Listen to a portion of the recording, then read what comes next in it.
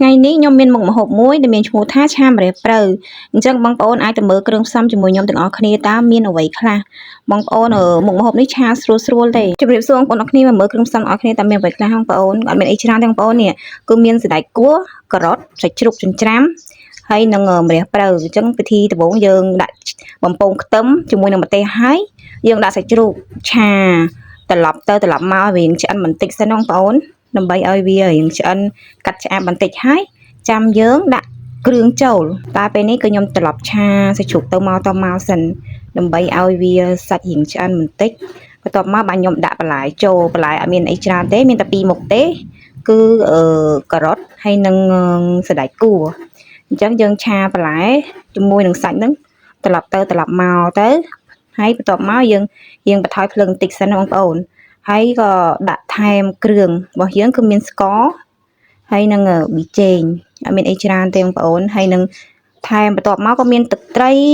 ទឹកស៊ីអ៊ីវហើយនឹងប្រេងខ្យងបងប្អូនយើងដាក់ឆាជាមួយគ្នាទៅប្រេងខ្យងក៏យើងចាក់មកល្មមមកហើយបន្ទាប់មកក៏យើងត្រឡប់គ្រឿងជាមួយនឹងសាច់បន្លែនឹងឲ្យចូលជាតិគ្នាតែមួយទៅហើយយើងបន្ថែមភ្លើងបន្តិចមកឆាត្រឡប់ទៅត្រឡប់មកបន្ទាប់មកទៀតហើយយើងក៏ចាប់ផ្ដើមចាក់ទឹកចូលបន្តិចសិនដើម្បីឲ្យវាមានទឹក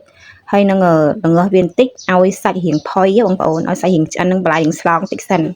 បន្ទាប់ពីយើងដាក់ទឹកបន្តិចហើយយើងទុកវាចាំមកសន្ទុះទៅហើយចាំយើងត្រឡប់វាម្ដងទៀតនេះដាក់វាចោលអញ្ចឹងបងប្អូនបន្ទាប់ដល់ពេលវាពុះហើយយើងភ្លក់គ្រឿងល្មមហើយយើងចាប់ផ្ដើមបង់ម្រះព្រៅចូលបង់ម្រះព្រៅចូលហើយយើងត្រឡប់ឲ្យម្រះព្រៅនឹងវារៀងស្លោងបន្តិចហើយយើងក៏ចាប់ផ្ដើមបិទភ្លើងវាទៅណាបងប្អូនបិទភ្លើងហើយយើងក៏ចាប់ផ្ដើមដុសម្ហូបរបស់យើងនឹងដាក់ចានមកអត់មានអីពិបាកទេគឺរួចរាល់ជាស្រេចគឺឆ្អិនហើយបងប្អូនឆាម្រះព្រៅងាយគ្រឿងផ្សំក៏អត់មានអីច្រើនទេបងប្អូនអាចសាកល្បងធ្វើញ៉ាំទាំងអស់គ្នាបានហើយបើបងប្អូនចូលចិត្តហឹរក៏បងប្អូនដាក់ម្ទេសទៅប៉ុន្តែខ្ញុំអរគុណបងប្អូនដែលបានតាមដានវីដេអូរបស់ខ្ញុំ